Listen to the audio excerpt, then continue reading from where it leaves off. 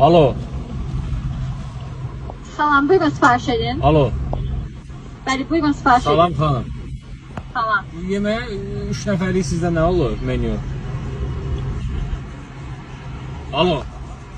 3 nəfərlik menyularımız var, 3 nəfərlik ailə menyumuz var məsələn. Hə, o verərsiniz də zəhmət olmasa. Bir telefon. Budur xanım 2091. Alo.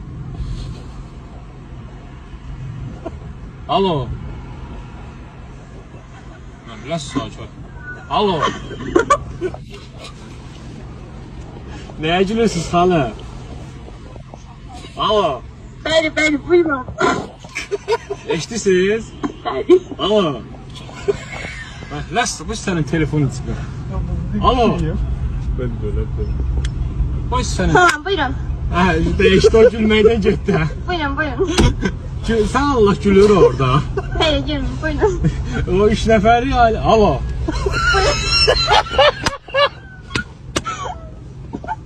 Ne görürsünüz? De Allah hakkı.